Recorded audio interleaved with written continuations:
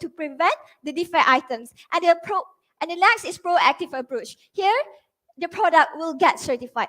Also, the Malaysian celebrity Cipta also got her product certified before goes on the market. And for the safety issues, ladies and gentlemen, Steve Francis also agreed that these counterfeit products can create fatalities and damage. Ladies and gentlemen, moving to our research design. Our research design is a mixed method that combines qualitative and quantitative method. For the quantitative method, we had distributed questionnaires via Google Form and collected feedback from the adults regarding this method. So this survey is divided into three parts. In section A and C, we had used the Likert scale method, while in section B, we had used the MCQ and chat boxes. In section A, we asked questions about the e-commerce and online shop itself. As you can see, 53.7% of respondents strongly agree that e-commerce could help in increasing job opportunity during the pandemic and endemic era. In section B, we asked questions about the respondents' experience during online shopping. Based on this pie chart, 53.7% of respondents spend more than 100 ringgit on e-commerce platform. It proves to us that e-commerce had unknowingly become one of the major industries in contributing to our economic growth. The question is, what about the other half who spend less than 100 ringgit? Maybe it's because 69.4% of our respondents are aware that our e-commerce platform do sell fake products online. What even more worries is that 26.4% of our respondents do not have the correct knowledge to distinguish between authentic and counterfeit products, thus increasing their risk on being scammed online. Next, we also receive complaints from the respondents that they receive cheap materials and poor craftsmanship on this product. Possibly happen so that manufacturer could reduce the cost and increase profits on their part.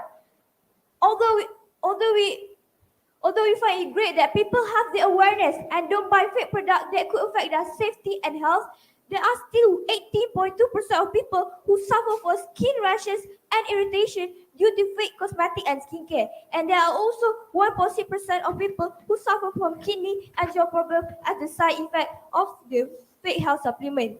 We only managed to collect this data from 121 respondents, yet we can already see the main effect caused by all kinds of counterfeit products. Imagine if we managed to collect and have more respondents, how many complaints and reports do you think we will receive?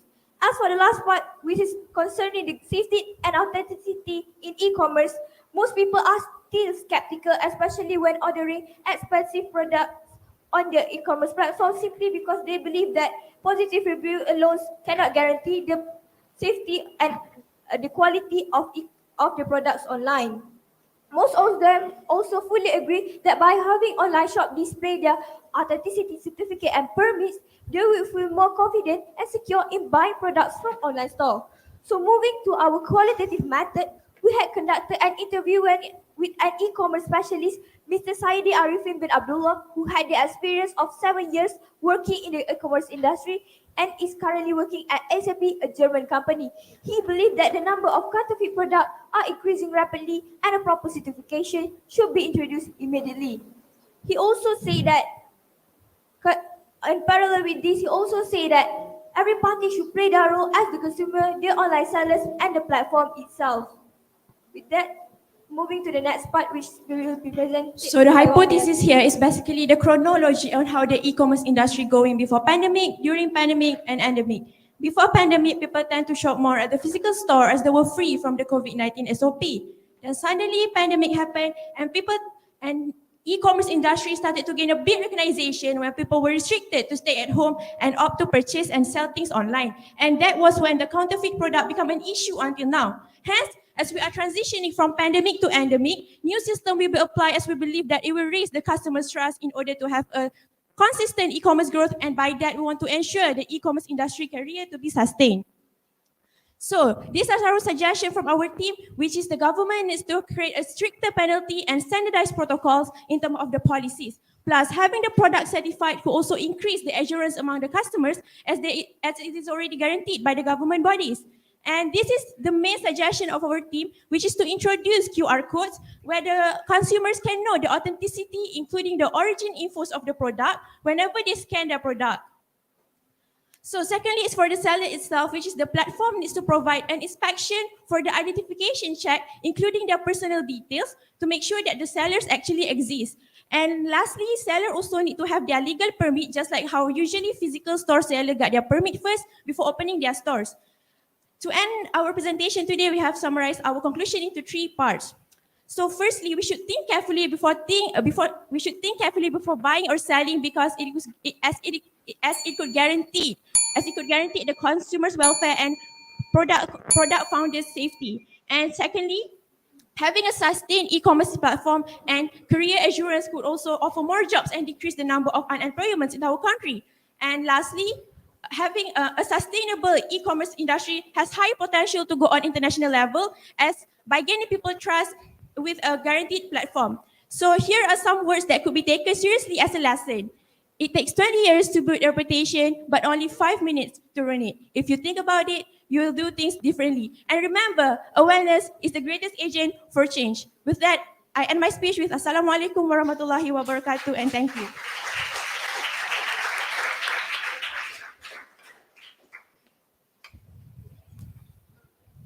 I would like to invite participants to ask questions.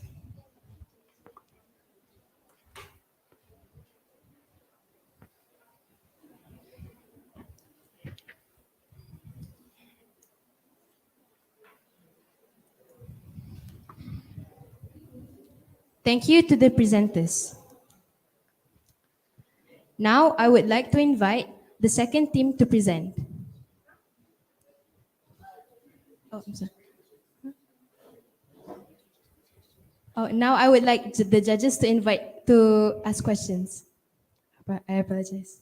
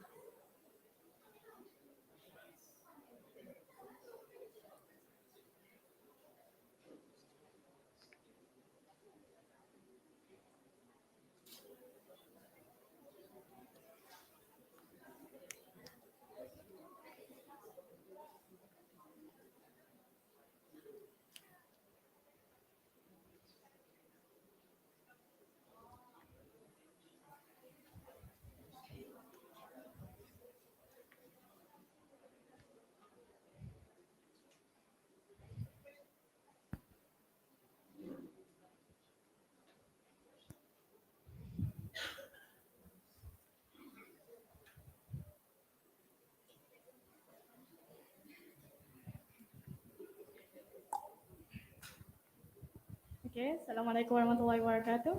Salah.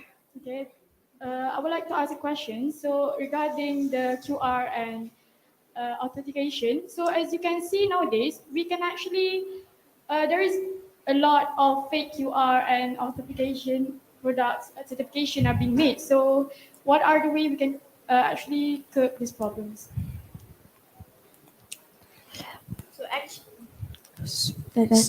So actually, the QR code, we have been aware that the QR code is actually have been existing since a long time ago, but we are trying to have a standardized protocol which every e-commerce platform will have a QR code, so that it will be easier for the consumers to know, to differentiate the authenticity of the product between fake and authentic product. We do aware that some people do buy the fake products, but we want them to be aware to differentiate, because some of people don't want these fake products and do not and prefer to buy authentic products. So we provide QR code so that it will be easier for them to differentiate whether fake and authentic product.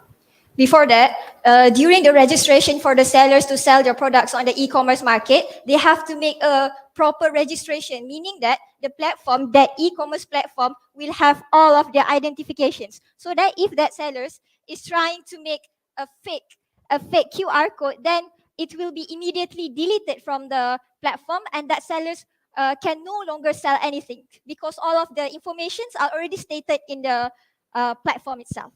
I hope that answers your question.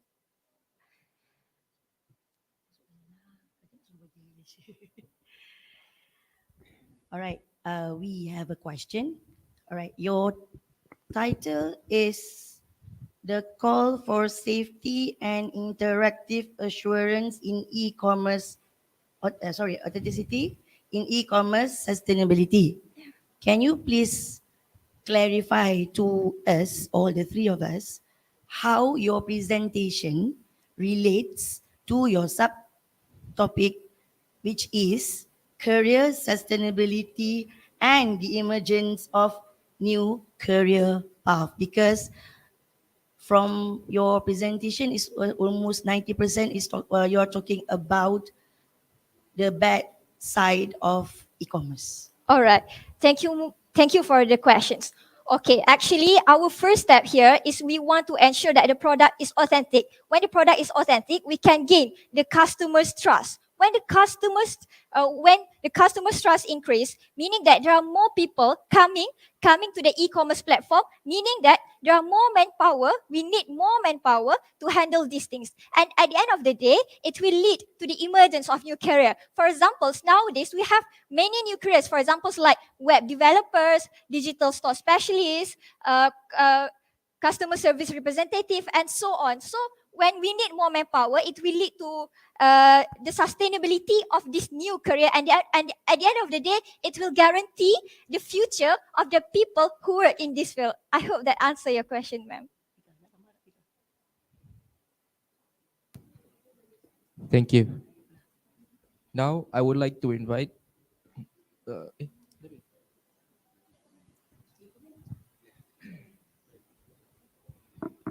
Okay, to wrap up, I mean, so far the topics look interesting, even though it's not related much to the career sustainability. It's more into job sustainability. So I would like to say that it's good that the strict program will be actually performed, but it will be better if you can do some research. What other country have done to curb this problem? A software application, from maybe from Singapore or from Thailand or Vietnam, and then whether to say that is it fake or is it original, and what from the government themselves. I think that's all.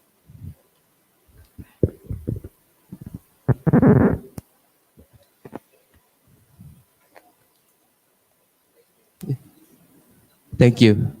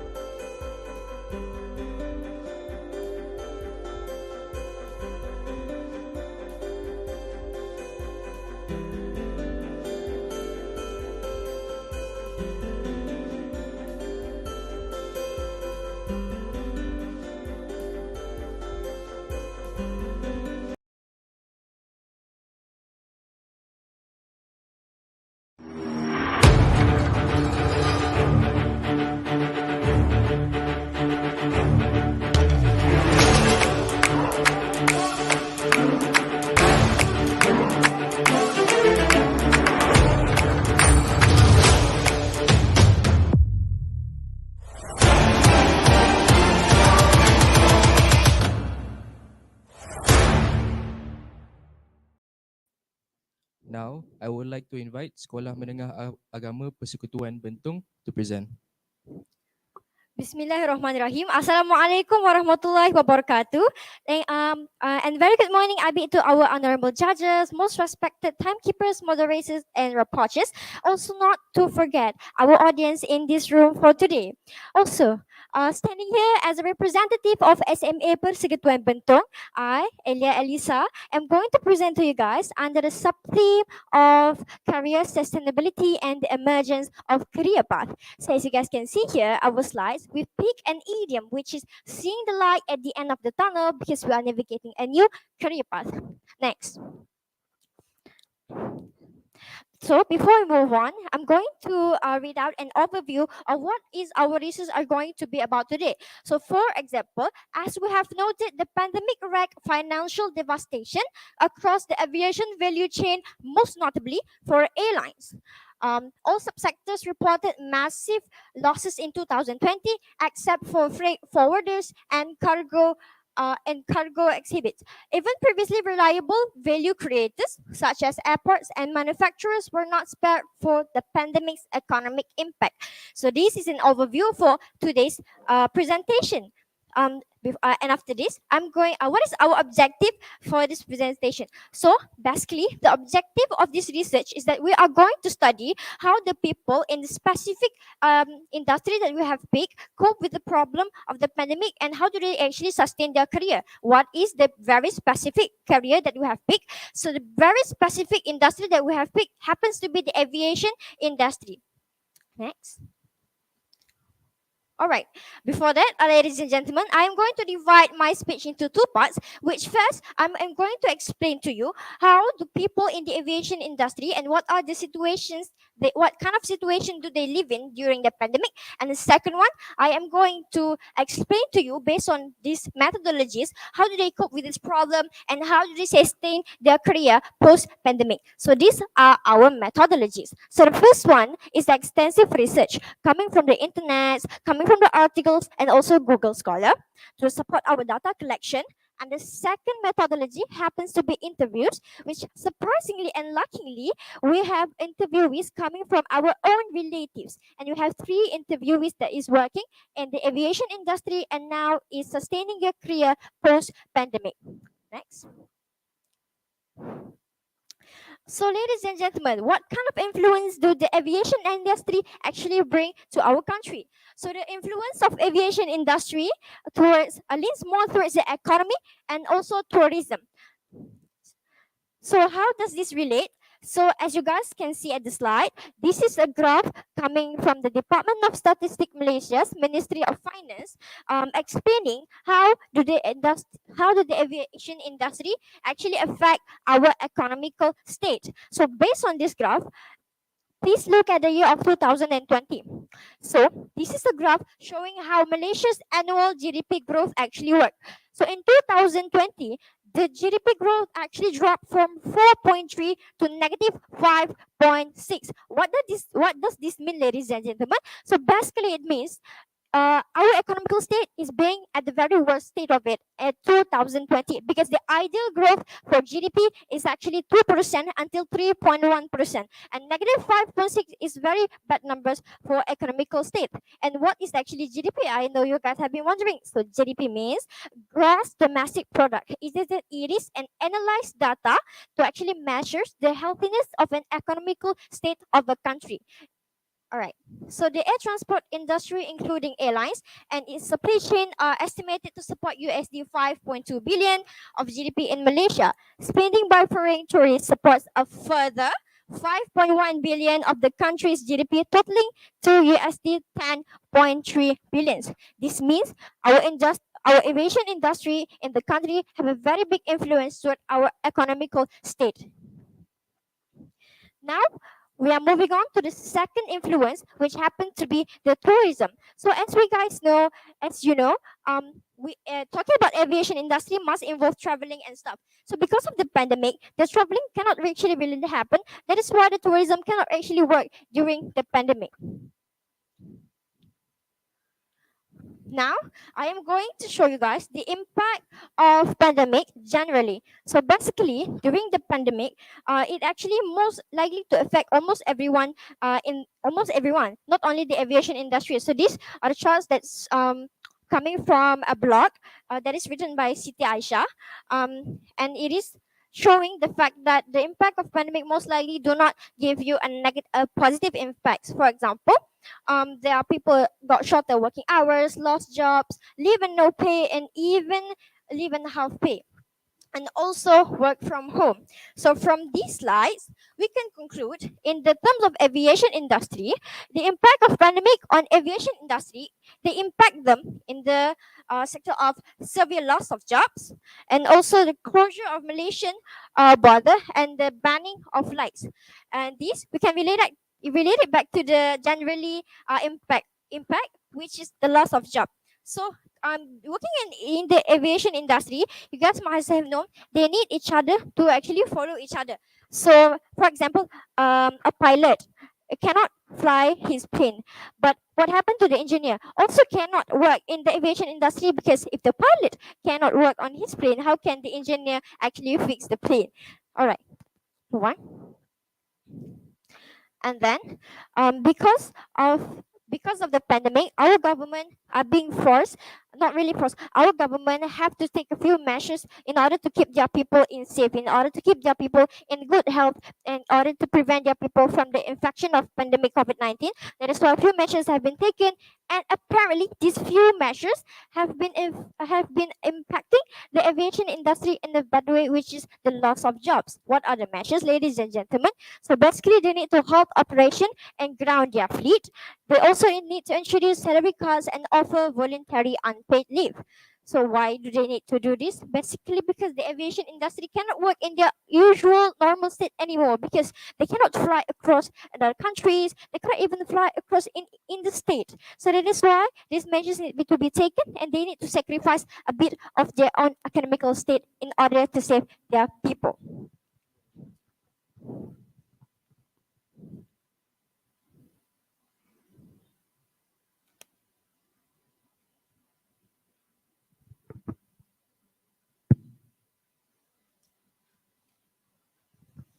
All right, moving on. So, as I have already stated, that my speech are going to be parted into two parts. So, the first part is already done, ladies and gentlemen, which is I have already presented to you what are the situations that the people in the aviation industry actually gone through during the pandemic. Now, I am going to present to you the data collection that actually supported why do they need and how do they actually sustain their own career post-pandemic. So, from the data collection, using our methodology of extensive research, we found two pilots that have been sustaining their career until now. So the first photo is Mr. Naim, who is working as a pilot since 2014 until 2018 at Malaysia Airlines, and now is working in the F&B in business and in the CNA. He also stated that F&B business have always been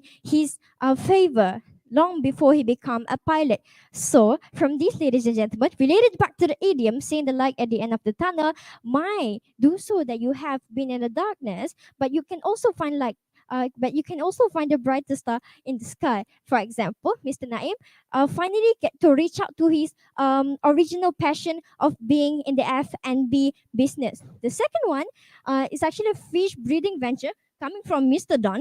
Mr. Don is still working as a pilot right now, but during the pandemic in 2020 and 2021, he cannot actually become a regular pilot. He cannot frequently fly because of the pandemic. So he did the fish breeding venture. And as I stated, the second methodology that we bring is the interviews. So the interviews coming from three interviewees, which is Eddie Azli Ramli, and Mr. Sharul Niza Muhammad Isa, lagi, and Mr. Muhammad Izlan Rovi. And these three interviewees are now sustaining their own career in many different ways. For example, they are actually one of the Grab rider food, and they are and Mr. Eddie is still working as a in the aviation industry, but also still works as a Grab rider food. So, ladies and gentlemen, what can we actually conclude from the presentation for today? So from this presentation, we can conclude that although many aviation industry workforce were struggling to make ends meet during a pandemic, they finally found a new career and earned their living. Hence, why, ladies and gentlemen, do not always stay in the dark. We can always find the light by be patient and trust in yourself. With that, I would like to end my speech. Thank you.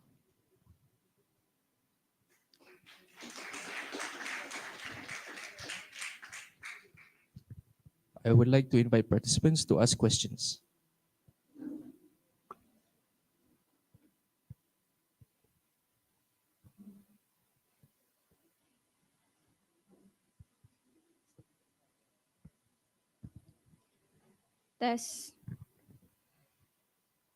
Good morning. So my question is, just now you have mentioned that the people who work in aviation industry are mostly infected. So most of the pilots and engineers who work in that field lost their job. So what are the measures taken, the actions taken by the authorities or the government in order for them to cater the problems of these people who lost their job? Okay. Thank you.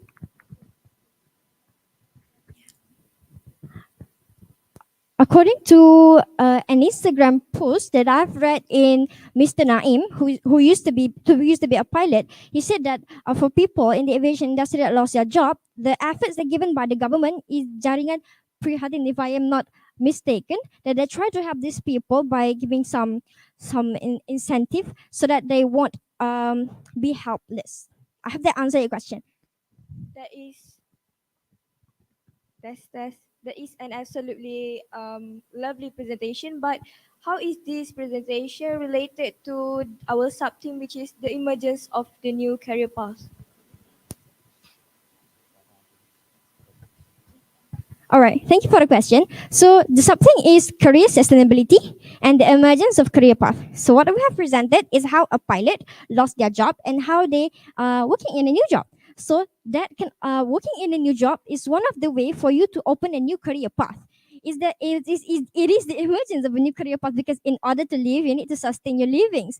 So it is an emergence of a new career path. And also not only long before pandemic happened, we are not very familiar with the food rider stuff. So these can all by these it can also become a new career path.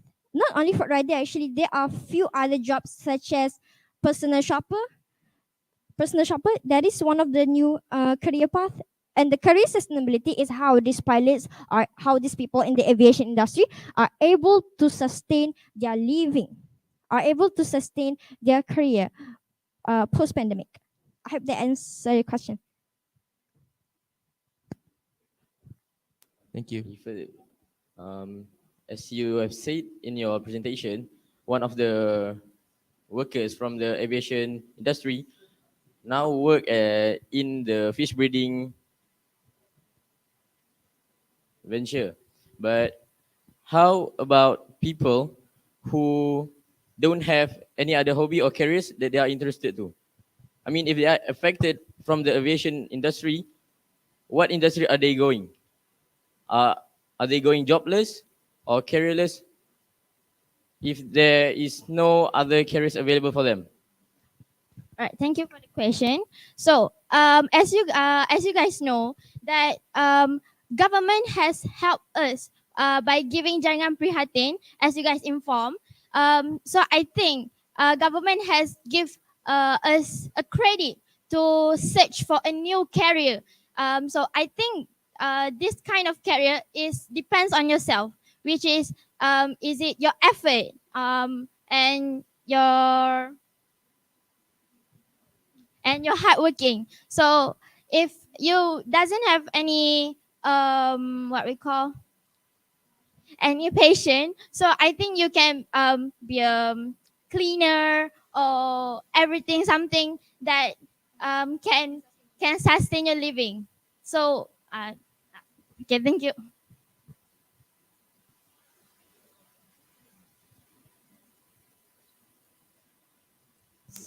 Now, I would like to invite the judges to give their comment. Hi, girls and guys. Wait. The presentation was good. Okay. It is certainly enriching that we get to see this in the aspect of aviation, which people normally evade, right? But I believe that what could make your research much stronger is that because you mainly focused on Mr. Naim, you could have perhaps approached him for an interview instead of, talking about him mostly, but then interviewing 3 other people whom unfortunately you didn't get to talk much about. Okay, but overall it was a good presentation. Thank you. Thank you, madam. Thank you for the interesting presentation, and thank you to all the judges for your time. We'll be right back after a short break.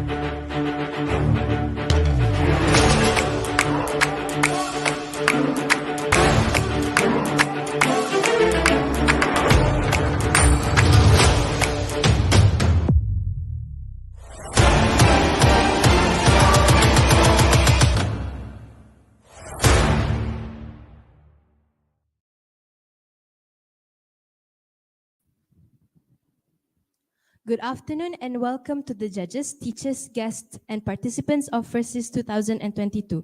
I hope you all had a wonderful break. Now I would like to invite the fourth team, the Malay College Kuala Kangsar, to have their presentation. Thank you. Test. Okay. Assalamualaikum and a very good morning I bid to the judges and all of the audience present in front of me today. Now I'm sure we can all agree that the COVID-19 pandemic has been one of the most globally historical events of the past decade. And every single one of you guys in front of me have had your own roughs and toughs struggling to survive through it. In fact, every single person on the globe has had to either change, adapt, or integrate into a new lifestyle in order to make it through these rough times, which is precisely what we from the Malay College Kuala Kangsar have decided to research on. And to be more specific, we have decided to research on the integration of a career into a new workplace environment and how it correlates to the digitalization of Malaysia, thus dubbing our research a post-pandemic career study or research towards Malaysia Digital. Now, before I begin, let me ask you guys, what is Malaysia Digital? Now, to put it in simpler terms, Malaysia Digital is a national strategic initiative introduced by the Malaysian government, which aims to bring Malaysia's digital economy down the road of digitalization. You see, Malaysia Digital hopes to drive digital adoption amongst aspiring young entrepreneurs and companies, as well as grow local tech companies to become Malaysian champions, thriving in the global market. Other than that, Malaysia Digital also aims to attract high-value digital investments throughout the globe. Now, now you might be thinking to yourself, how does this correlate to our theme, being career sustainability? Well, you see, the acceleration of digitalization during the pandemic has played a huge role in career sustainabilities in Malaysia. And that acceleration is still in momentum even after the pandemic has ended. And through this digitalization, drastic changes in offices and workplace environments took place, which now allow hybrid remote work from home to still be able to be carried out even after the pandemic has ended. Now, moving on, let's talk about some of the challenges faced during the pandemic and the solutions for it. So, there are many sectors that were affected drastically by the pandemic, but we have chosen to talk about three main sectors, which are the agriculture sector, the healthcare sector, and the manufacturing sector. You see, all these sectors, they didn't have enough technology to cope with the demand of COVID-19, such as in the agriculture sector, which is heavily dependent on foreign labor. When the borders shut down, they didn't have enough workers, they didn't have enough laborers, which caused an unoptimized agricultural workflows in places such as water and crop management or monitoring of livestock safety. Now, in the healthcare sector, hospitals had many server crashes because they weren't able to handle the massive amounts of patient data that was constantly being transferred. And this has caused low work efficiency and bad healthcare service towards patients as a whole. Now, in the manufacturing sector, it faced the same problems as the agriculture sector, which is not having enough workers. They also had trouble maintaining and repairing their machines, as well as suffering from less efficient factories as a whole. Now, all these problems I stated just now were all problems that were present well before the pandemic, but were only worsened once the pandemic struck them. Moving on. Now you might be thinking to yourself, what is the solution that they find? What is the answer they use to solve this problem? And the answer is none other than 5G, which is the fifth generation mobile network, which provides ultra low latency, is more reliable and versatile, as well as having a massive network capacity, meaning it is suitable for heavy duty work in industries and sectors. And since it is versatile, it is also impactful to every industry as it is adaptable and can cope with the massive demand of data of every single industry out there, which results in more efficient workflows. Now, let's talk about how 5G helps to solve all the challenges that I have mentioned just now. So in the agricultural sector, using IoT, which is enhanced by 5G, it was able to create a more optimized agricultural workplace, which helped ease things out in places such as water and crop management, as well as the monitoring of livestock safety. And in healthcare, 5G permitted the transmit of massive quantities of data without any detriments to their servers, meaning no server crashes, meaning less fast, high work efficiency, and better healthcare service towards patients as a whole. And lastly, in the manufacturing sector, 5G provided a suitable bandwidth for augmented reality activities to be carried out. And what augmented reality did is it made training employees more realistic. It maintaining and repairing machines was more easily visualized. And through 5G, it has created new factories known as smart factories, which are essentially AI-based factory which revolve around greenery and efficiency. Now, here are some of the top careers in the 5G sector. You can see them for yourself. Moving on, let's talk about our next topic, which is an integration into a new workplace. You see, when the pandemic ended, people have adapted to a new norm. And what comes with a new norm are new needs. And amongst those needs are work-life balances. You see, during the pandemic, Malaysians have agreed that they needed more balance in their life.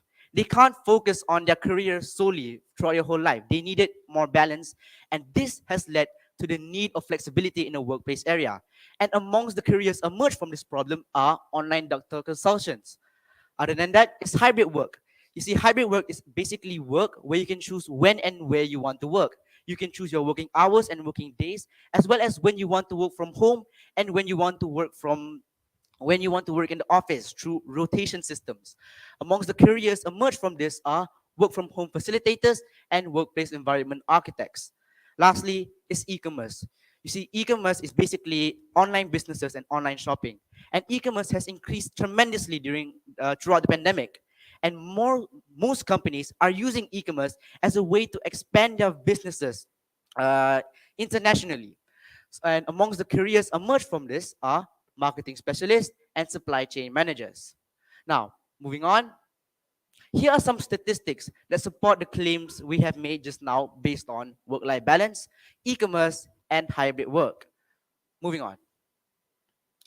Okay, besides conducting online research, we have also conducted interviews and surveys in the form of Google Forms. And fortunately, we have been able to have an interview with none other than Mr. Muhammad Syaril bin Ayub, who happens to be the Assistant General Manager of Telecom Malaysia.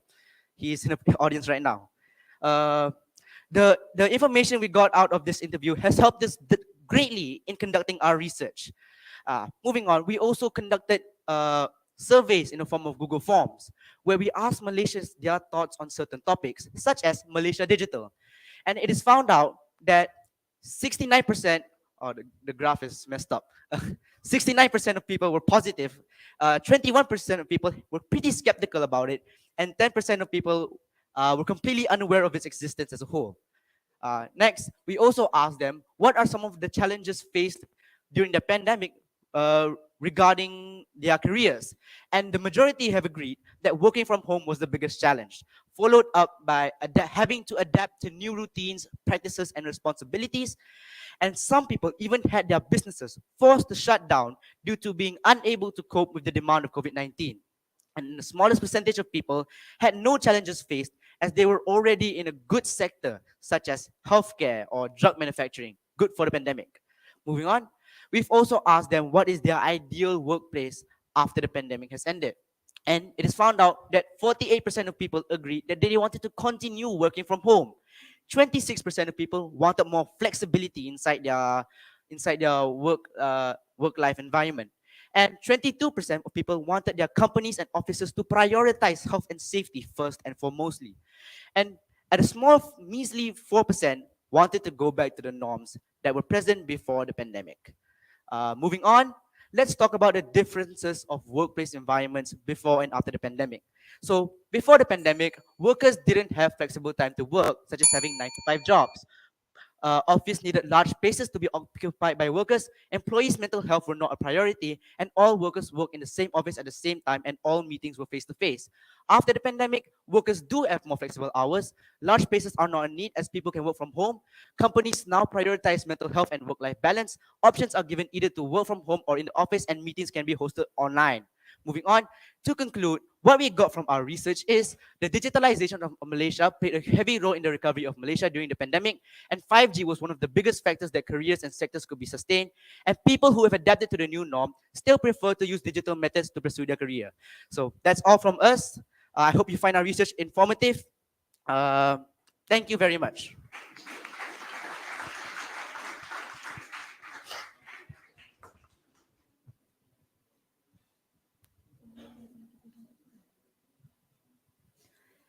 Thank you to the presenters. Now, I would like to invite the audience to ask questions.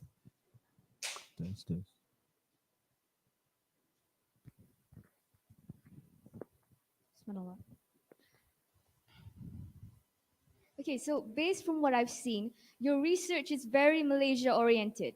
My question for you is, do your solutions for easing the transition from pandemic to endemic also apply to the rest of the world? As we all know, the pandemic is a global issue. Thank you so much. So, does our research actually correlate with the rest of the world? Well, truth be told, most of the statistics that we have shown in this and most of the facts that we have stated, they actually apply, uh, they mostly apply to other countries as well. And if we go back to what we have stated on our 5Gs and how 5G has affected most sectors, you see those changes applied mostly and started at mostly at other countries such as the US, China, Korea.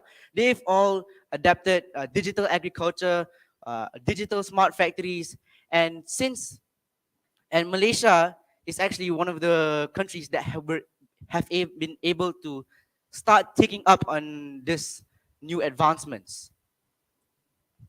I hope it answers your questions. I hope that answers your question. Hello, testing, testing. You had previously stated that 5G affects every industry. If that is true, do you mind stating how 5G affects the beauty or fashion industry? Thank you very much.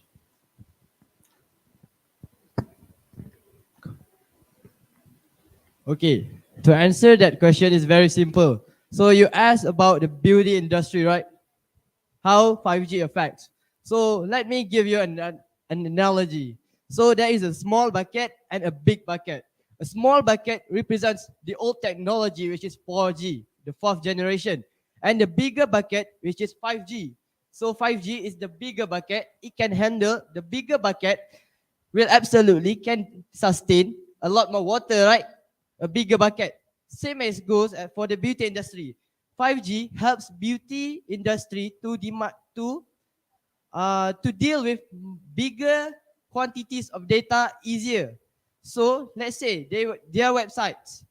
So with the presence of 5G, beauty industry can deal with many amounts of orders, many amounts of transactions easier and faster and more efficient with the presence of 5G. That's all for me.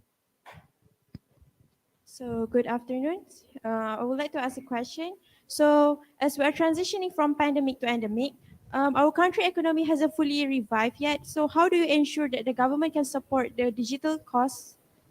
Thank you. Can you repeat the question? So as we are transitioning from pandemic to endemic, our country economy hasn't fully revived and stable yet. And how do you ensure that the government can support the cost of this digital platform? Thank you. You see, to answer that question, Malaysia Digital is an initiative by the government. And to put it so what Malaysia Digital is, it is a catalyst to forward the digital economy of Malaysia. Keyword digital economy. And throughout their efforts, by 2020, they've already achieved around 549 billion ringgit in investments, and as well as around 200 plus billion ringgits inside revenues. You can see this in your if you search up on your website amongst the things. So we can see that Malaysia Digital is actually a pretty self-sustaining effort by the government in terms of budgets and current budgets and currency. I hope that answers your question. Forgive me if I'm mistaken. This is what I can understand from your presentation. You are basically saying that 5G is the solution from the problems that you have presented, and it will provide Malaysia to become a digital Malaysia. Well, I'm trying to understand how could 5G be used? Because right now, Malaysia, although we have the 5G technology, we are still mainly using the 4G technology.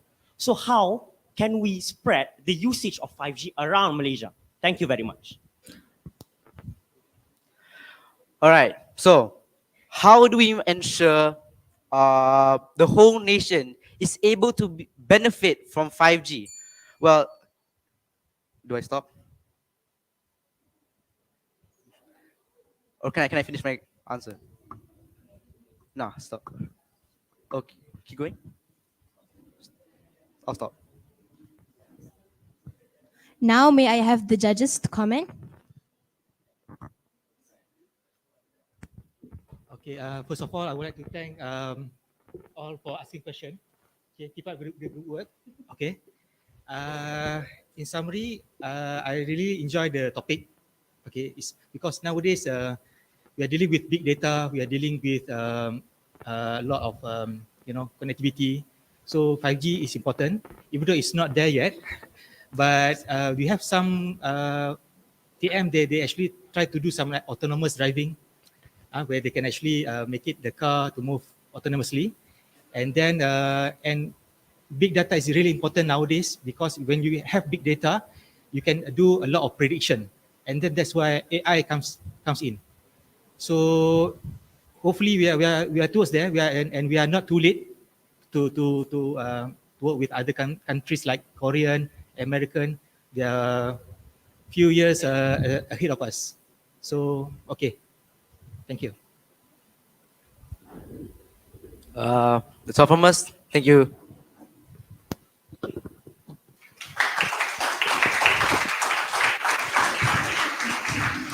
Thank you for the thought-provoking presentation.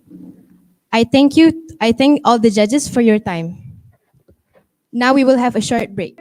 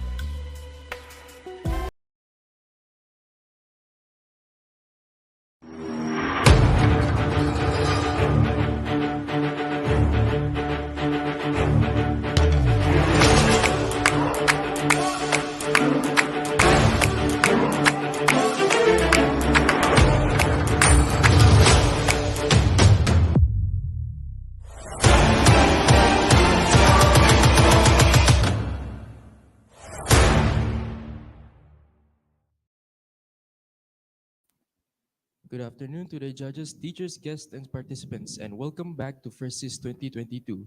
Hope we didn't keep you waiting. Now, let's hear from the fourth team, Sekolah Menengah Sains Johor, to present. COVID COVID-19 has given the world a huge change in our lifestyle, from how we work, eat, interact with people, and even how we act. Here, we will show you just how much it has affected our lives. People have lost their jobs, careers stunted, and even had their professional projection to fail in the process of building themselves. So, this situation questions the sustainability of careers that all of us here, future leaders of the world, aspire to have one day. And also, should we actually resort to the kind of job that had emerged during the pandemic? And even then, would that job considered as sustainable? See, this here will be our objective for today. But before any of that, hello and a very good morning I bid to the honorable judges, wise timekeeper, lovely host for the competition, and everyone here present watching. My name is Amira Danya binti Muhammad Zaharin. And I am Aisha Zanara binti Abdul Rahman, and the both of us with our friend Aiman Hafiz bin Muhammad Anizan and Is Irfan Hakim bin Nur Aziz will guide you along in the world of post-pandemic and careers. Let me begin by saying that as a generation that had to spend their low forms in the PKP era, we are directly and educationally affected by this pandemic. But we obviously understand that this project should not be just about the four of us. We had a brainstorming session to think how the career worked or how the career changed or probably maintained the same during and after the pandemic. So we started with our online research. But as usual, Aiman here will use the internet to look up on updates on Manchester United, and Amira here would join him. All right, full disclosure, okay, wait. He is here, but I'm going to tell you guys anyways. I have a huge crush on the Chelsea midfielder, Kai Havertz, but through him, I also found an appreciation for the sport. So, as all of you guys might understand, my trouble with East and my challenges with these two fans of football, we obviously have to search the ideas through the debate between Chelsea and also Manchester United. Well, and this is also when Aisha and Is, and even some of our teachers, opened their eyes to the fact that sports is not just a co-curricular activity. In fact, it's also a business and $1,000 worth of an industry. Exactly. That is when it hit us. We showed a presentation about career sustainability and the emergence of in the world of esports. See, football saves the day yet again. Stop that. Before we begin, there are two levels in our study case. Bear with me. The first one being about football. So, we have already set up a friendly match amongst professional futsal club around Kuala Lumpur and also interviewed them and also the team manager. We also have our second level of study case, which is the emergence of esports. So, to find the information in this, we created a mini project in our school and also interviewed the esport manager, Mr. Amir Haziq. At the start of pandemic times, the word non-essential has been thrown out a lot. And one of the things that has been considered non-essential would have to be sports. When reading this while doing our research, we found this a bit upsetting because this also means that careers inside sports, like athletes, organizers, down to the cleaners that cleans the stadiums after use, are deeply affected by the pandemic. So, in the world of sports, we have decided to do our research on football because, well, it's actually one of the biggest sports known worldwide and it's also obviously my favorite sport. So we thought if any sport could survive the pandemic, it should definitely be football. So now, Amira, can you tell me how did the pandemic actually affect the sports and in this case football? Well, it definitely changed how the sporting organizations and federations worked. In this also includes people who own futsal courts and also club managers. Sadly, these people are deeply affected by the pandemic too because they aren't able to actually carry out their businesses. Many futsal courts were shut down due to not being able to pay rent, and lots of clubs has lost their members due to the pandemic. See, now, other than that also, it has also managed to change the professional sport ecosystem. With the pandemic, a lot of restrictions and limitations has happened, which made communication a bit more difficult, mostly in this field of sports because it was done face to face. But the good thing is that people have managed to find a way around it and still engage with fans to ensure safe sport events, create new operating models, and also venue strategies. Now that we know that the impact of COVID-19 on sports, we were determined to find the answers to our millions of questions. So, from our observing of the friendly matches that we held and interviews done by the players and also manager, Mr. Amir Haziq, we found that although one of the most affected careers in sports are actually the players themselves, this only applies for professional full-time football players. For part-time football players, semi-professional in this case, are not that affected as they also have other jobs to sustain themselves with. This also goes for coaches and managers, as they also treat the title as a side job. As an example, Selangor's coach is actually a lecturer at UiTM. Other than that, however, it isn't a total loss for professional football players because training is still conducted. Even if they weren't able to play matches in the big arenas, and with the restrictions and limitations the pandemic has given us, they found a way to still maintain their physicality and still train themselves. So now that we know that they can still maintain their physical, how did they survive financially is the other question.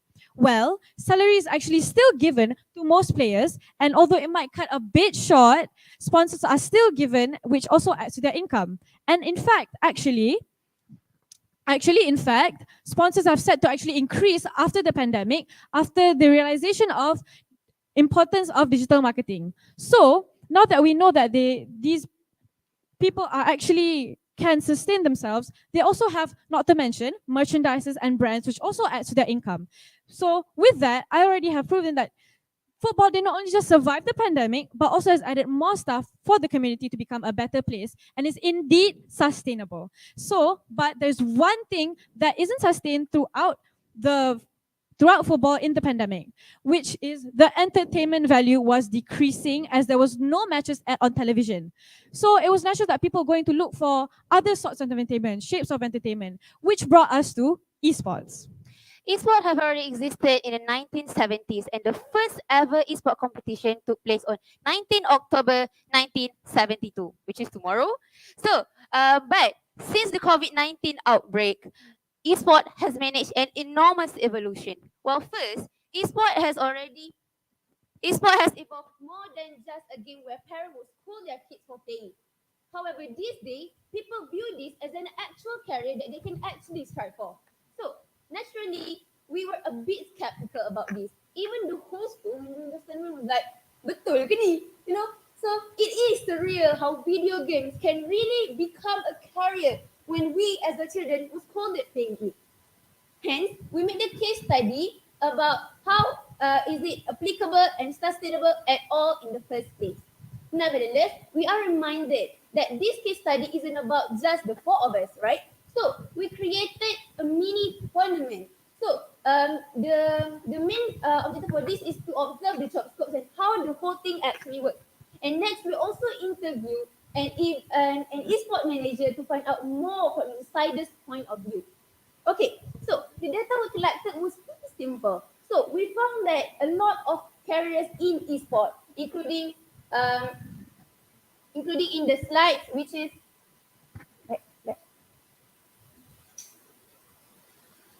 including in the slides, sport analyst, event manager, and also network engineer. Some of new careers came out of esport are also like streamers and also casters. So, like I mentioned before, we held a mini tournament. Sekolah Menengah Sains Johor Mobile Legend Bang Bang Championship. So, what do we want to find here? So, well, to answer that question, first, the objective is to prove the new career path possibilities, and second, experience real life events, and next, give encouragement and exposure towards the students about esports as a career. So, next is how we executed this. So first of all, we just set up times and date, and next we gathered a 32 group of students who will play an important role to be a committee member that they will be interviewed later for us to understand the job better. Then we will open the registration via the Google Forms. So next, we also found out that a lot of careers came out of esport, right? So we also realized that from testers to players, there's a lot of things they have to do to make sure that the event is successful. So We also understand that we made our own research to search the popularity of esports as a new career path in our school, which is the most popular among the Form 4 students and least popular Form 5 students. And fun fact, esports industry is expected to be triple their profits for by next year. So with that, we understand that esports is sustainable and can survive through another pandemic. We hope that with our case study, people and parents in the future are not going to think of just doctors, lawyers, or engineers when they want to look for jobs in the future, but also think of job scopes in esports as a serious career. We also hope that schools and Ministry of Education would consider adding an esport club and also consider this eligible for extracurricular activities. With our hope, we were inspired to the four of us were inspired to actually promote the jobs in esports in our school. So this is also because esports has actually had a very bad reputation in the education institution as a distraction. So the four of us, alongside with some of our friends, has actually created an advocacy group to promote the job scopes in esports. And with that, we end our presentation for today. Thank you.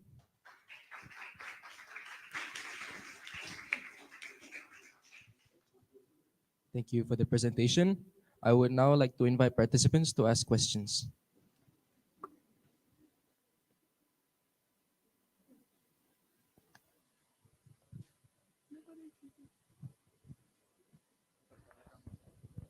Subhanallah. Assalamualaikum. So my question is, did you really not face any challenges while executing the esport competition? And if so, is it worth all the trouble for us to consider esport industry as a career option? Thank you. Okay, that's such a good question.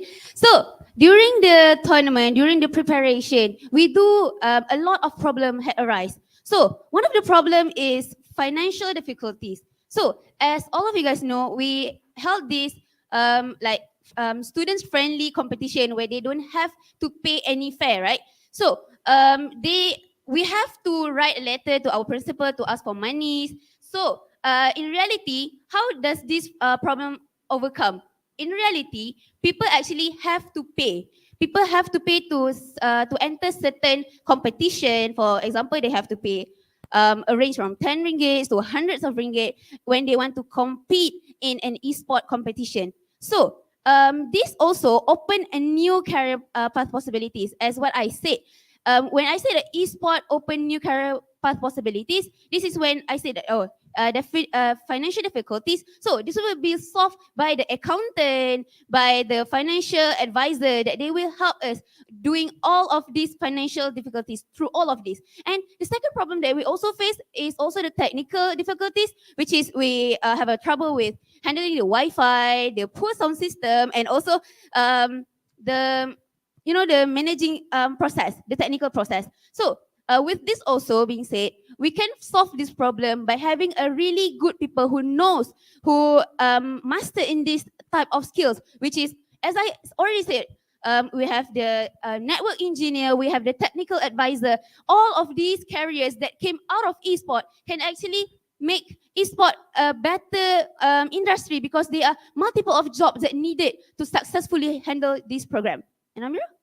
Well, as what Naira has said, every problem requires a solution. And if there isn't a person or people that is actually expertise, their expertise is like for solving the problem, that imposes actually no problem, because we can actually add job scopes inside esports to make the community become a better and more stronger type of community. So like, for example, if the Wi-Fi is bad, we can have a Wi-Fi technician, which adds to more job scopes, which actually brings the esport community higher up somewhere else. Okay, I hope that really answers your question. Thank you. So, hello. My question is, there are a lot of information in your presentations. Are there any statistics that can support your statements?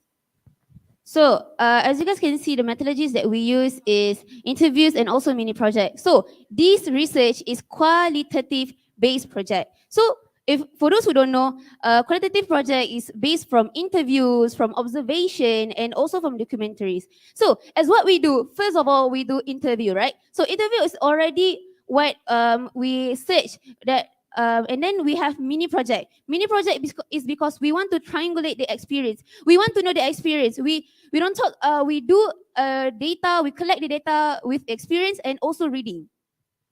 Yeah, and with qualitative research also, it does not mean if we don't have statistics, it's a bad research. It is qualitative data. We have already interviewed the right people that are already inside the job scope, that are already working inside like the interview, like the managers, like the players. So we have already had enough information for us to qualify our research as actually very legitimate. So here, our research is qualitative data and not quantitative data. So it does not actually makes it any less. Thank you very much, and I hope that answers your question.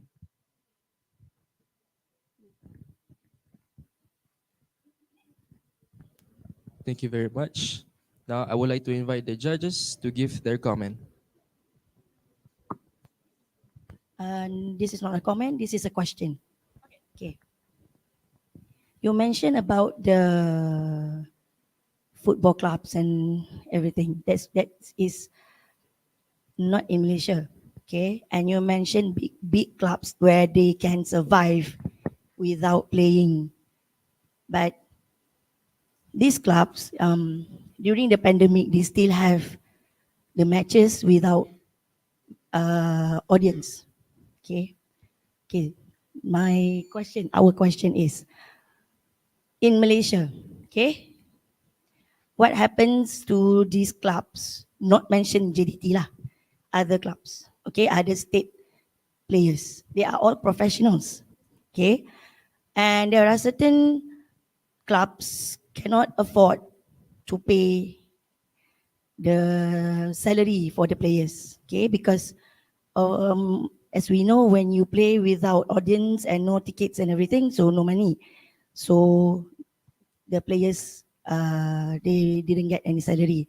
So are you suggesting all these players, when they don't get this salary, the option is to play esports, is it?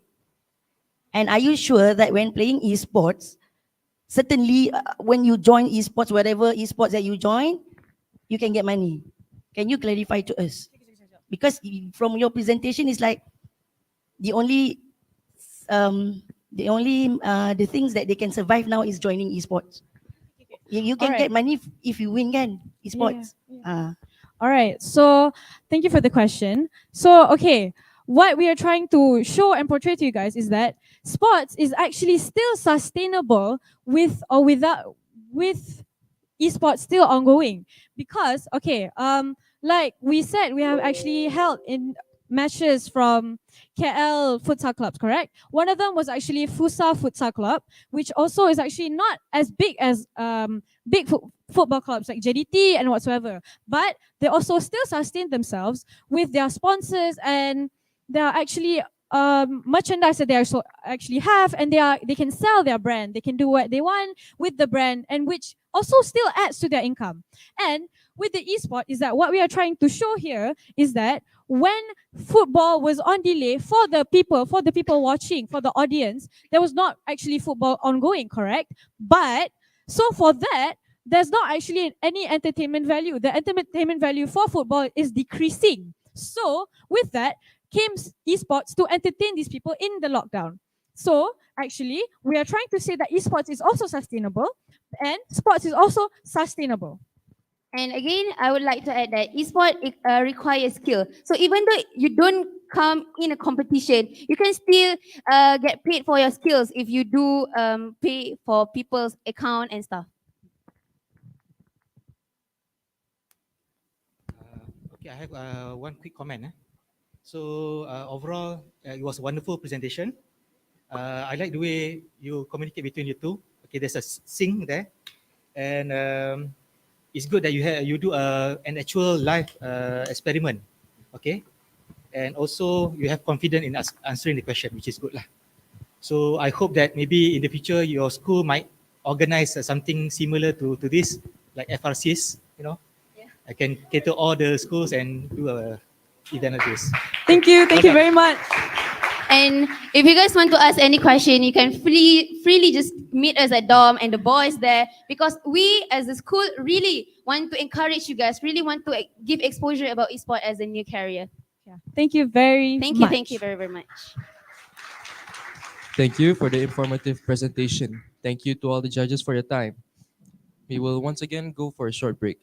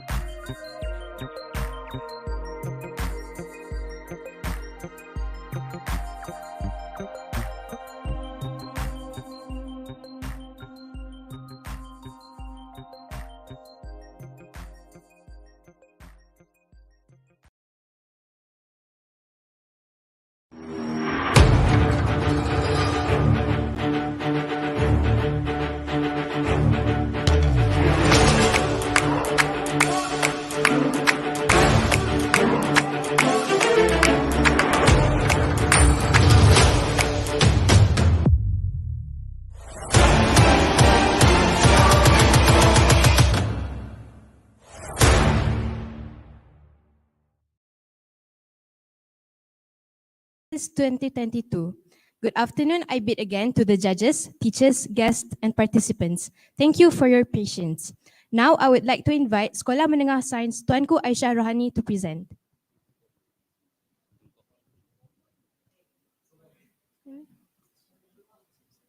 Sekolah Menengah Sains Tunku Abdullah to present. Testing, testing, 1, 2, 3. Can everyone hear me?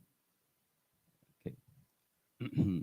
Either you run the day or the day runs you. Assalamualaikum warahmatullahi wabarakatuh, and a very pleasant day to everyone here, especially towards the beloved judges, the fellow spectators in the back, and everyone who is watching this broadcast. So, I, Arash bin Muhammad Aziz, will be representing Sekolah Menengah Sains Tunku Abdullah in our presentation today, which is under the sub-theme Career Sustainability and the Emergence of New Career Path, under the title Future of Careers and Moving Forward. All right, moving on to our introduction. COVID-19 is a virus that has spread all over the globe for the past few years. And well, so far they have been declining, but unfortunately, many people have lost their jobs and entire careers, and families have been destroyed because of the pandemic, because, well, lack of financial stability. Also, and at the same time, new careers have been rising up out of nowhere and have been becoming more mainstream in nowadays time. Everyone around the world will need to change and adapt to this change so that maybe they can sustain themselves for a brighter future for their futures as well. So, which brings up our purposes of research. There are 3 of them. I'm going to give you a few seconds to read through our purposes. Take your time, don't worry. Now, moving on, we're going to talk a little bit about the Sustainable Development Goals. Shown on screen right now are the widely known SDGs that ensure peace and prosperity for people everywhere, all across the globe, including countries like Malaysia. There are 17 SDGs altogether, and this research of ours today will be really relating to SDG 9. So for those who are unfamiliar with SDG 9, it is basically about is basically about industry, innovation, and infrastructure. So, SDG 9, the points listed here are basically points that explain and define what SDG 9 truly is, which is, in short, is to facilitate sustainable infrastructure, support domestic technology development, and universal access to information. Next up, please. Now we are going to talk about ways to sustain one's career. And first up is aim to be irreplaceable. So the last thing you want happening to you when you're doing your work is for your boss to all of a sudden replace you with someone who can do the work better and do it much more efficient than you. You don't want that to happen, don't you?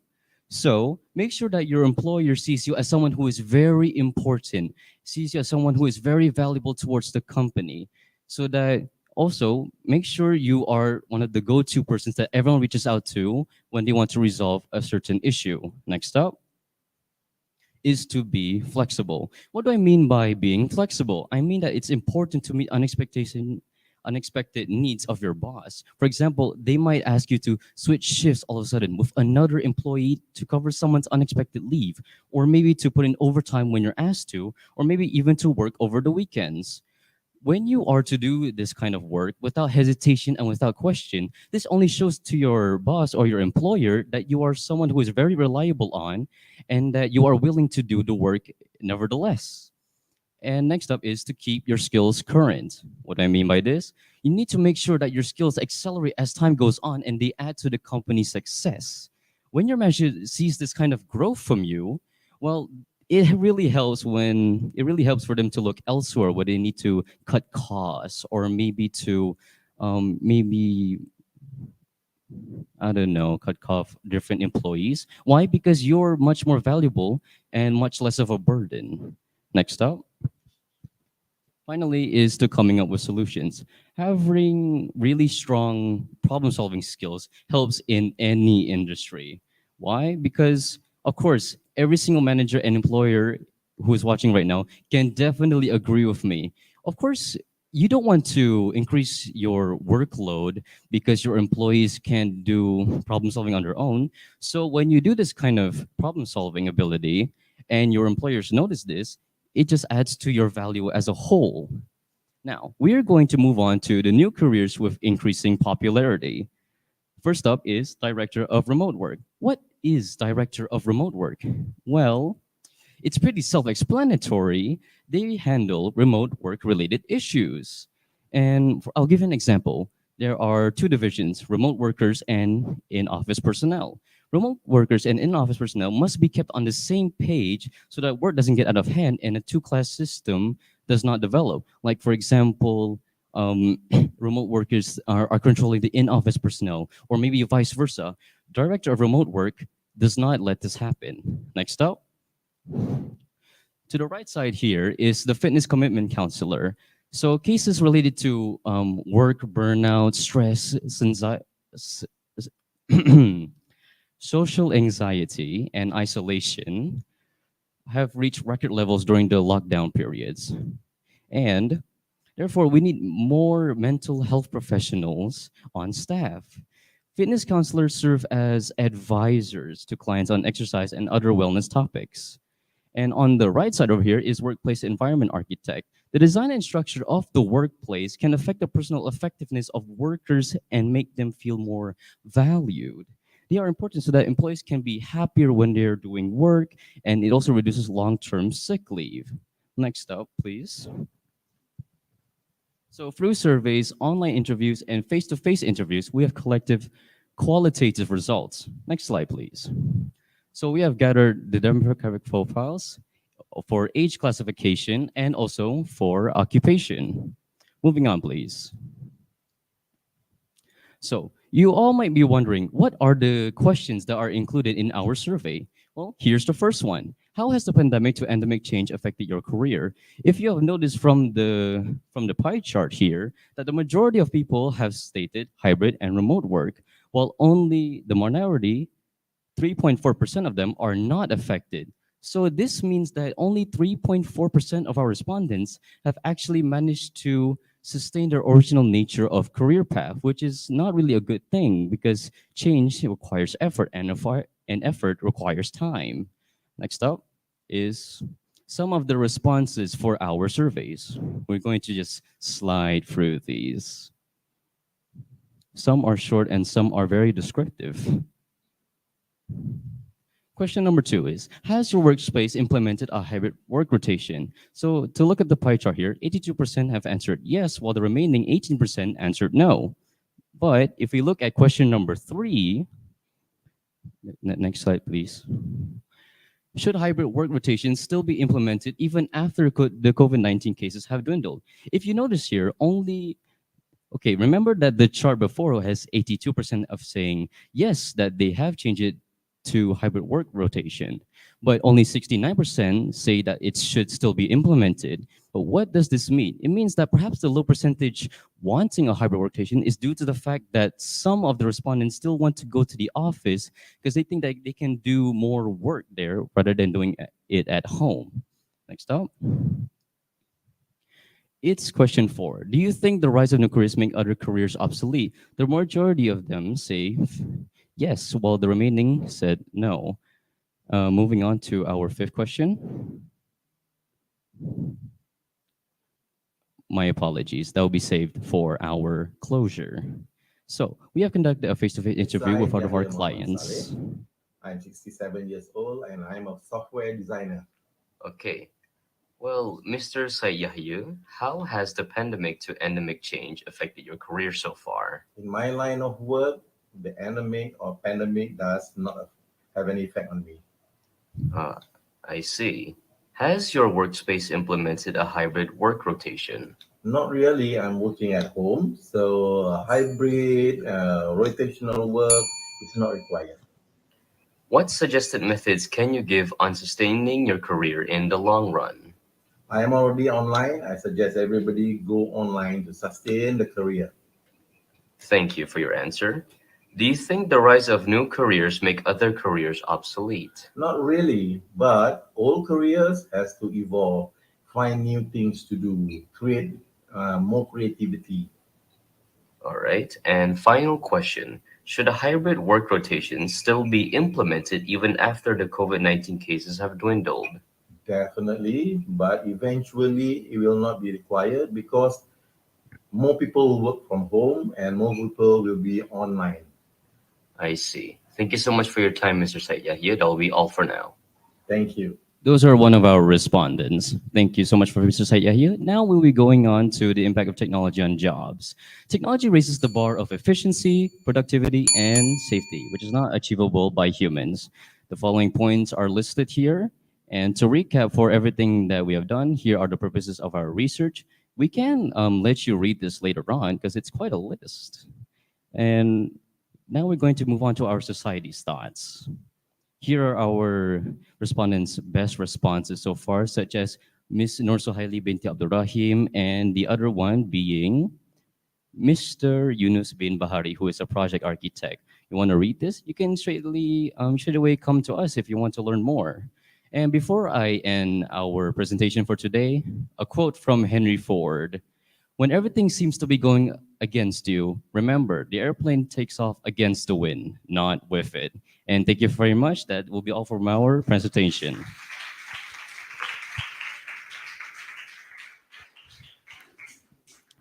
Now I would like to invite the audience to ask questions.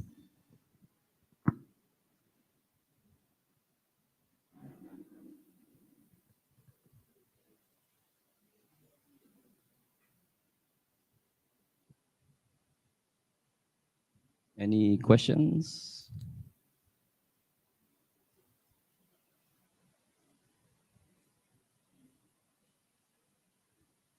The questions can be short or long. As long as we can answer it, it's all right.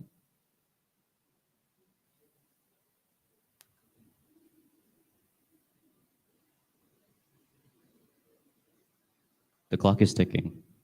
Please. It's fine, don't be shy.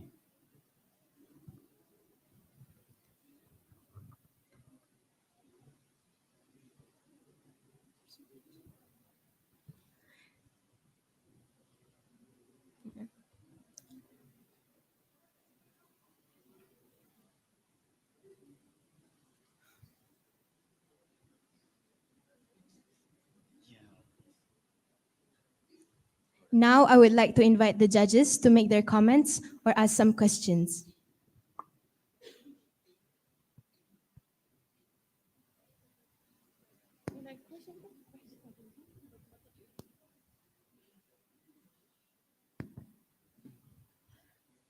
Sorry, actually I don't have any questions because, but I can comment a bit. Your presentation sounds like podcast, so it's like very monotonous. But but it's, there's some informative here and there. I'm not sure whether the students have some questions to ask. uh, but in all, good effort. I mean, in terms of getting information. Sorry about that. No, it's okay. Just one question. We cannot help but feel rather excited about your respondents' choices because you were able to actually utilize some very good language for the questionnaire with some words like dwindling and whatnot, which normally some respondents won't be able to understand. Okay, so my question is, could you please brief us a bit more on your choice of respondents, perhaps their base and whatnot? Because from what we understand, you are from a school in Raup, so is it based on the local community, or perhaps you have chosen another place? Thank you. No, it's okay. My apologies. I have failed to state that all this research has been done in the city of KL, not Rao. Since KL has utilized the much more focused work about technology, whereas Rao is a bit, not say a bit far behind. No, that is not what I'm saying at all. It's just that KL is, well, the center of technology for Malaysia. I hope that answered your questions, ma'am. Anyone else? You're welcome Thank to you ask for the questions. informative presentation. Thank you to all judges for your time. We will be back in a few minutes.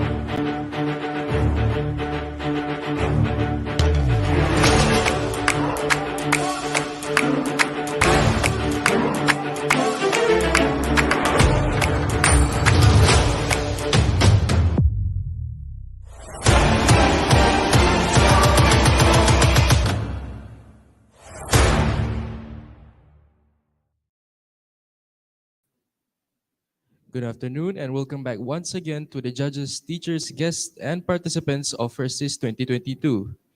And now, I think it's time to invite Sekolah Menengah Sains Tuanku Aisyah Rohani to present. Testing 1, 2, 3. The issue of employability and the rise of new career paths is a topic that has brought forth many debates in modern society. But before that, Assalamualaikum warahmatullahi wabarakatuh. I bid to everyone present. My name is Hurin Dambia binti Amizahid. I am the first analyst. My second analyst will be Raisa Shifa.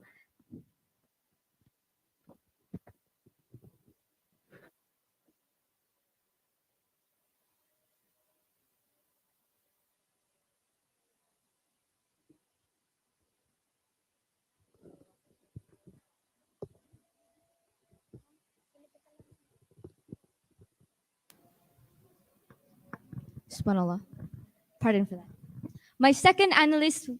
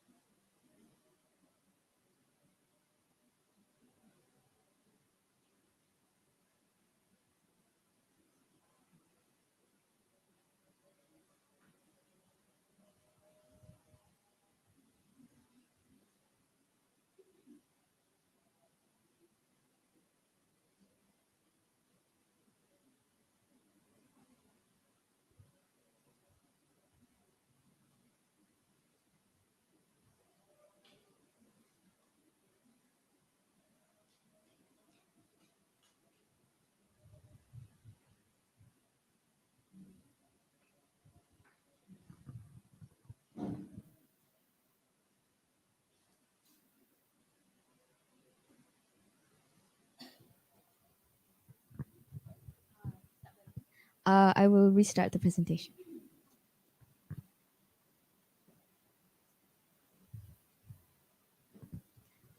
The issue of employment and the rise of new career paths is a topic that is heavily debated in today's society. Therefore, we at Sekolah Menengah Sains Tuanku Aisyah Rohani present to you the topic of career sustainability and the emergence of new career paths. But before that, Assalamualaikum warahmatullahi wabarakatuh. I bid to all members of the floor. My name is Hurin Damia binti Amizahid. I'm the first analyst, the second researcher, Raisa Shifa, IT wizard, Adia Adin, and the beautiful tech genius, Sophia Hanani. As the COVID-19 pandemic unfolds, career sustainability can be guaranteed through swiftly evolving to digital tools through technological advancements. How advancements in technologies and STEM can help make all systems safer, therefore easing the transition from pandemic to endemic. This is our problem statement. The impact of COVID-19 has resulted in society facing challenges in sustaining their careers and the emergence of new career paths. This research aims to show that this problem statement can be solved with the points and elaborations we are about to present later on. From the analysis done, we want to show that the qualitative research done through internet, library, and questionnaire analysis will display a vibrant attestation to how technologies and STEM these days are adequate for career sustainability and the emergence of new career paths. But before I begin, please allow me to first define what is career sustainability and what is the emergence of new career paths. Career sustainability is defined as the ability to maintain employment in a certain sector or job throughout changes of time in humanity, whereas the emergence of new career paths refers to the rise of new career opportunities and pathways with time. So, in line with Revolution 4.0, which has digitized the modern world more so in the past few years compared to the last few decades, career sustainability can be sustained using these two very important aspects I'm about to present later on. But before we move on to that, ladies and gentlemen, please let me share with you the answers to our questionnaires. So, based on the research question posed to respondents of students aged 13 to 22 and 30 working adults aged 30 to 59, the question we asked was, are you worried that some current jobs available now will no longer be available after the pandemic? And as you can see by our slide, 40%, the majority answered yes. This shows that society is indeed afraid that some jobs that are available now will no longer be available in the near future. And this is disheartening, ladies and gentlemen. Moving on to the second question, what were the challenges people faced in order to sustain their careers during the endemic phase? As you can see, students answered competition in maintaining your job, whereas the working adults answered less demand in certain sectors to be the leading challenge they faced in order to sustain their careers. And I ask you, why is there a gap between these two answers? And why is there one answer with no gap? This is the reason because both students and workers agree that IT skills is necessary, is an important component in sustaining your career. Therefore, the gap between these two answers is because students do not have the skills. They are worried that the competition, those who might be more talented, more skilled than them, are more able to do the work than them. However, working adults, those who have had years and years and years of numerous career experiences, are no longer worried of the competition. They are, however, worried that their jobs will one day become obsolete.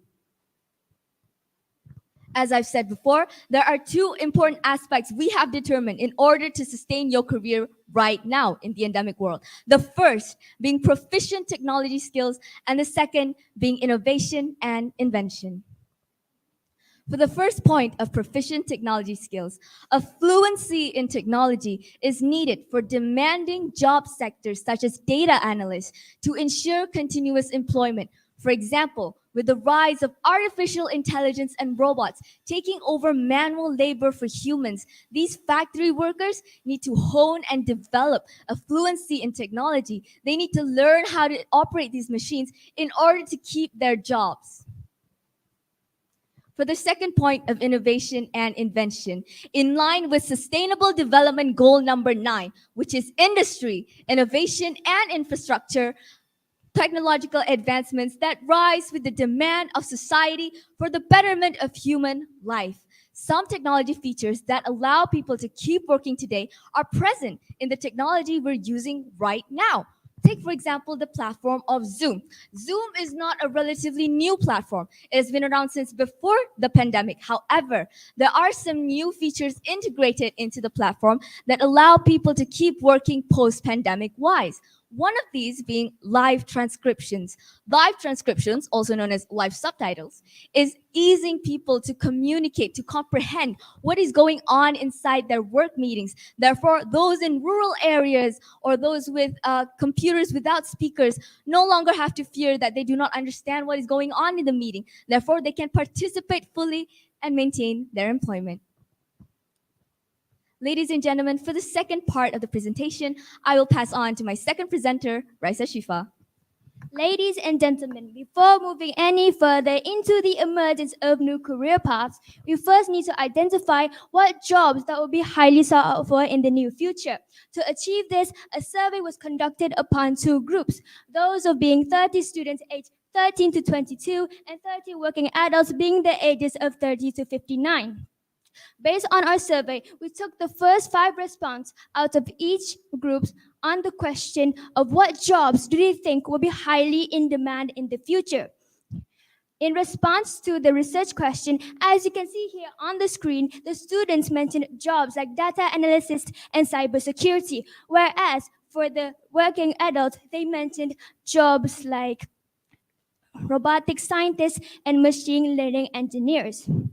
From our analysis shown, we can conclude that a coherent sequence could be identified throughout the response, that being the repetition of jobs in technology sectors, thus leading to our conclusion that technology as the answer in being the leading genesis for the emergence of new career paths. Ladies and gentlemen, with the information gathered by our team through surveys, articles, and websites, we further categorize examples of 4 technological innovations and the jobs related that have helped the world navigate themselves through the transition from pandemic to endemic. The innovations being automation, future mobilities, and robots, online catalog, future, online future mobilities and robots, remote consultation and monitoring, and iris and face recognition. Firstly, we have automation. With digitalization taking a quantum leap on industrial levels, major organizations are now shifting towards robotic process automation, RPA, and business process automation to take over menial and routine tasks. But for the machines to function precisely and safely, the emergence of robotics engineers are vital in integrating the software in machines in order to the efficiency for future operations and comparing to human operated work systems that have limits within their range. With their aid, productivity has improved overall. Moving on, we have future mobilities and robots. As we move forward into the 4th industrial revolution, ambitious careers like simulation software engineers and robotic scientists will shape the future of work around technological developments. As a result, humanoid robots are able to carry out tasks like human and autonomous vehicles are able to operate without any human intervention. Hence, increasing the flexibility in the work environment and a more tolerable shift to remote work is to be achieved. Moving on, we have remote consultation and monitoring. Remote consultation and monitoring. In order to survive to the in remote consultation and monitoring. In facing the challenges of the high surges of increasing numbers of infections, many healthcare workers had to work overtime due to the increase of numbers of COVID-19. As a solution for patients who are unable to access physical assistance, applications like My Sejahtera have been created to allow have been created to allow users to perform health assessments onto themselves. Moreover, with the skills applied by software engineers and nursing informatics specialists, these applications have been upgraded to use online cataloging systems to monitor the user's health and have instant access to online consultation with specialists in apps like mFind to provide the treatments required. With this adaptation, proper healthcare is more attainable to all. Lastly, we have iris and face recognition. In order to survive the shift to the endemic phase, many people from all over the world have taken a more precautious step in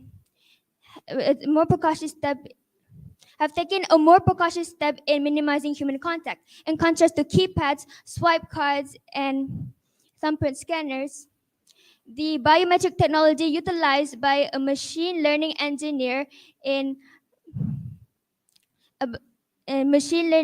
The biometric technology utilized by a machine learning engineer and face recognition terminals allow employees to register via camera into the workplace, hence eliminating the chances for contamination. Thus, ultimately welcomes employees into the workplace expelled from germs, helping to alleviate illnesses in disruptive isolation periods. In conclusion, ladies and gentlemen, the research done and presented have fulfilled the needs of the topic and proved that technology is indeed the leading catalyst in helping the global career outlook transition from pandemic to endemic and to adapt and adopt to the emergence of new career paths. That's all from us, ladies and gentlemen. Thank you so much for listening.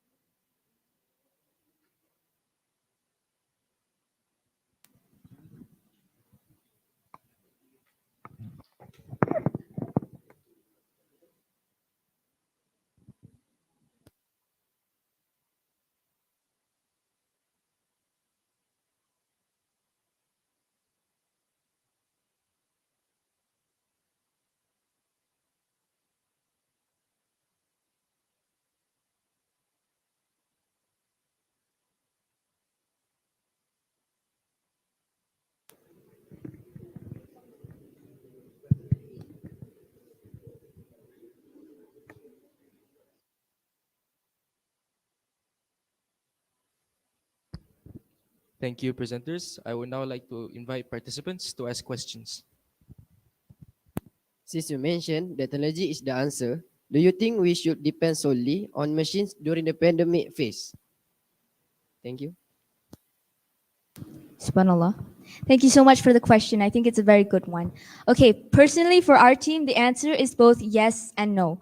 Why do we say this? Okay, robots, why do we use robots? Robots are more precise. They are more accurate. They are prone to diseases, to sickness, to fatigue. Therefore, we use them to study things. For example, recently they discovered a new variant of the COVID-19 virus called XBB in Singapore. Therefore, we are using robot technology to study that virus instead of risking human life because we don't know what will happen when we come in contact with the variant. We are using robotics technology. Therefore, robots are important. However, it is also a no. And why do we say this? This is because there are some things so human that robots cannot comprehend. For example, empathy. Empathy cannot be programmed. Empathy cannot be inputted into robots. Therefore, empathy is still needed in this world to ease, to alleviate the suffering of the victims in the endemic phase. Therefore, we agree that machines such as robots are important in sustaining for the future with a bit of a human touch. Does that answer your question? Thank you so much.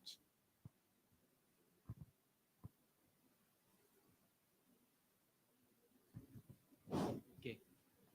Hello, I have a question. How do we ensure everyone in Malaysia can have the opportunities to learn IT skill properly while the country is in economical crisis?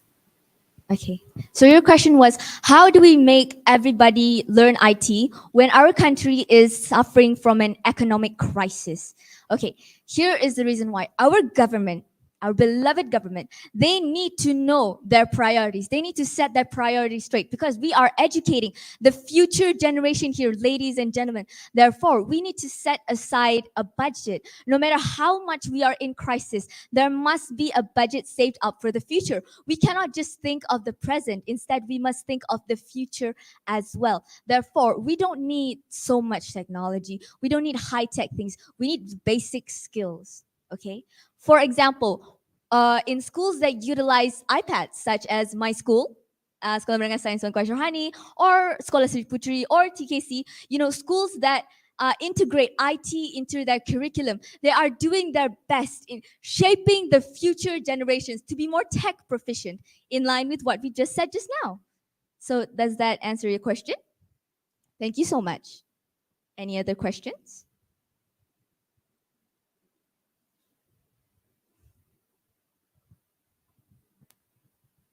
Now, I would like to invite the judges to ask questions.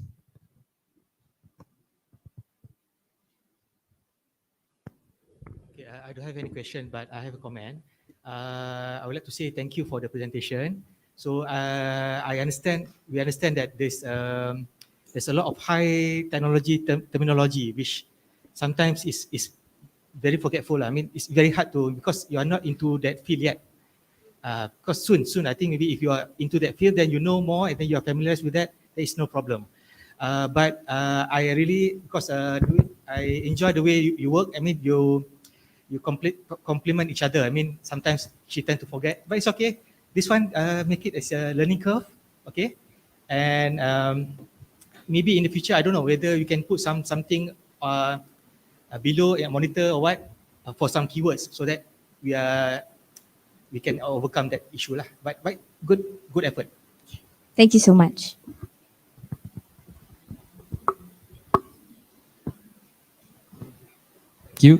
Thank you for the interesting presentation. Thank you for all the judges for your time. We will be back shortly.